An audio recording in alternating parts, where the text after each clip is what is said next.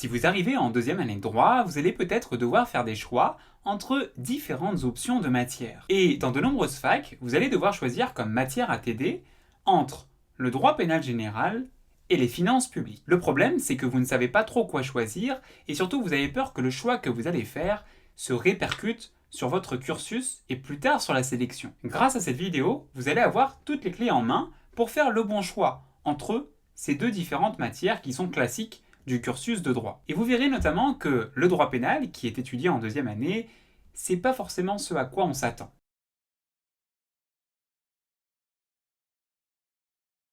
Hello à tous, c'est Jurixio et aujourd'hui on se retrouve dans une nouvelle vidéo pour parler d'un dilemme auquel sont confrontés de nombreux étudiants en droit. Il faut choisir entre le droit pénal et les finances publiques. Alors pour répondre à cette question, est-ce qu'il faut choisir droit pénal ou finances publiques, j'ai organisé la vidéo en deux parties. Dans un premier temps, je vais vous présenter ces deux différentes matières. On abordera d'abord les finances publiques, puis je vous parlerai du droit pénal. Et puis ensuite, dans un second temps, on se posera la question de savoir comment choisir entre ces différentes matières et je vous donnerai quelques critères pour faire le bon choix. Commençons tout d'abord avec une présentation de chacune de ces matières et on va commencer ensemble avec le droit des finances publiques. Qu'est-ce que c'est que ce droit des finances publiques ?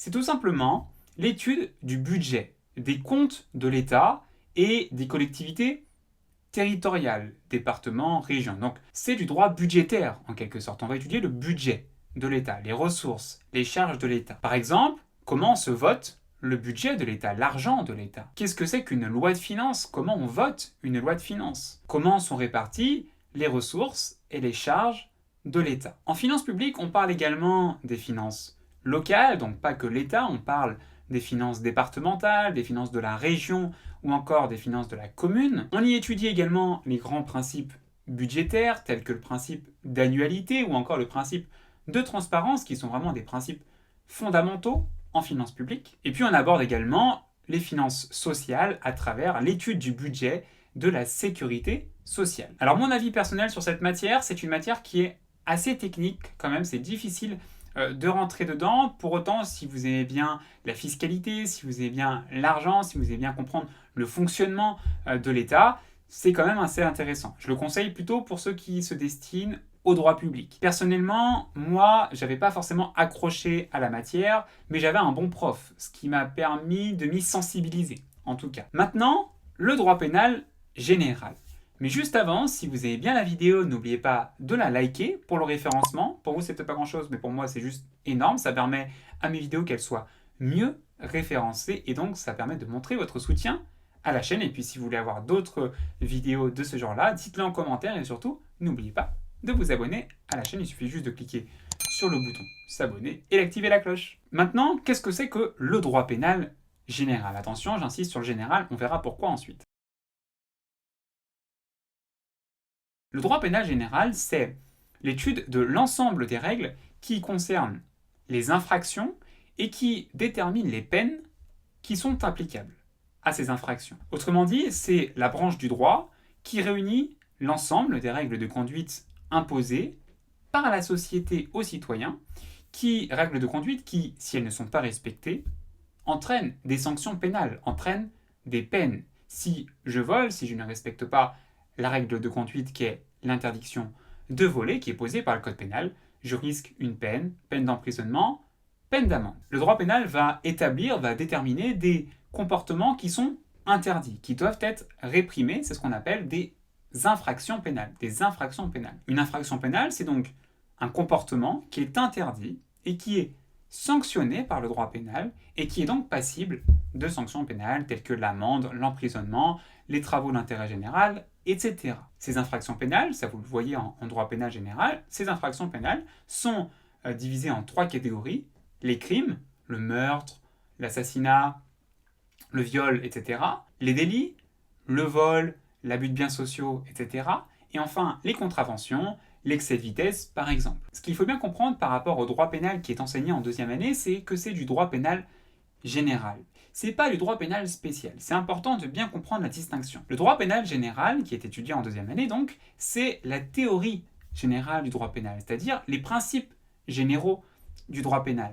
en deuxième année, on ne va pas forcément étudier ce qu'est un assassinat, on ne va pas forcément étudier ce qu'est un vol, ce qu'est un abus de biens sociaux, ce qu'est également un viol. Ça, on ne va pas l'étudier en deuxième année. Ce qu'on va étudier, parce que ça c'est du droit pénal spécial, ce qu'on va étudier en deuxième année, c'est les principes généraux, c'est-à-dire que ce que c'est qu'une infraction pénale. On verra, une infraction pénale, c'est 3 éléments, un élément légal, un élément moral et un élément matériel. Et bien ça, on l'étudie en droit pénal général. Ce qu'on étudie également en droit pénal général, c'est le principe de légalité criminelle, c'est-à-dire qu'une infraction doit être prévue par la loi pour être réprimée. Principe de légalité qui est très important, et c'est à ce moment-là, on va revoir des concepts tels que le contrôle de conventionnalité, le contrôle de constitutionnalité. Donc on revoit ces concepts-là. On a également toutes les questions relatives à l'application de la loi pénale dans l'espace, c'est-à-dire que qu'est-ce qui se passe s'il y a un Français qui commet une infraction pénale à l'étranger.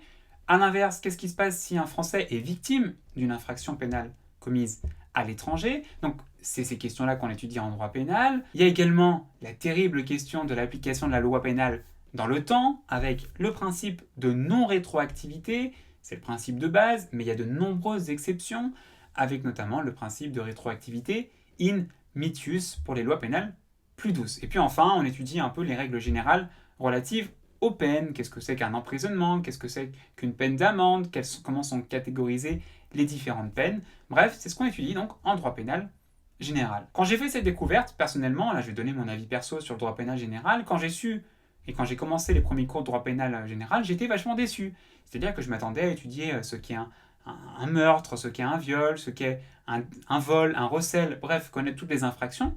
Et bien au final, non, parce que ça, c'est du droit pénal spécial. Donc j'avais été vachement déçu, et en plus, j'avais pas eu de super notes, parce que d'ailleurs, en général, et ça on y reviendra, les profs sont plus sévères en droit pénal général, ils sont beaucoup plus cool en finance publique, parce que ils se disent justement, il y a moins de monde en finance publique. Donc en choisit finance publique, on va être un peu plus léger sur la notation. C'est en tout cas quelque chose que j'ai pu vérifier au cours de mon expérience. Maintenant, comment choisir entre ces deux matières, entre droit pénal général et finance publique? 3 critères de distinction. Déjà, premier critère, bien évidemment, en fonction de son attirance.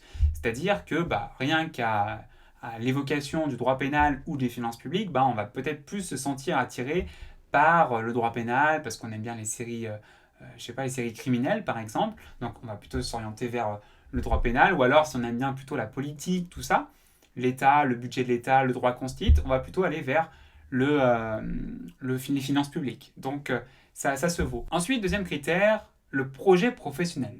C'est-à-dire que vous allez choisir plutôt droit pénal général si vous vous destinez à la magistrature, si vous vous destinez à l'avocature, bref. Voilà, droit pénal général, c'est plutôt le judiciaire. Alors qu'au contraire, les finances publiques, c'est plutôt pour ceux qui se destinent vers des masters de droit public, par exemple. Donc, il faut bien faire attention à tout cela. Et puis enfin, le dernier critère, c'est celui de la notation. C'est-à-dire que, moi en tout cas, c'est ce que j'ai vu. De par mon expérience, ça se trouve, ça ne s'applique pas de façon universelle partout en France, mais c'est ce que j'ai vu en tout cas de mon expérience, c'est que j'avais la sensation que les profs en droit pénal notaient beaucoup plus sévèrement que par rapport aux finances publiques. D'ailleurs, s'il y en a qui sont passés par là, n'hésitez pas à partager votre expérience. C'est-à-dire que j'avais la sensation qu'ils notaient beaucoup plus sévèrement. Et en plus, en droit pénal général, on avait beaucoup plus de travail par rapport à nos collègues de finances publiques. Donc, bon, ça peut être un critère que l'on peut prendre en compte. Maintenant, si vous voulez réviser efficacement votre cours de droit pénal général, vous avez mon pack intégral de fiches de révision de droit pénal général. Je vous mets le lien dans la description. Et grâce à ces fiches, vous allez mieux comprendre la matière qu'est le droit pénal général, et surtout vous gagnerez un temps précieux dans vos révisions. J'espère avoir pu vous éclairer sur cette distinction, sur ce dilemme auquel sont confrontés de nombreux juristes et étudiants en droit. Si vous avez d'autres questions sur la deuxième année de droit, n'hésitez pas à la poser en commentaire. En attendant, si vous avez bien aimé la vidéo, n'oubliez pas de la liker pour le référencement. On se dit à très vite, et surtout, n'oubliez pas, ne cessez jamais de croire en vous. Ciao!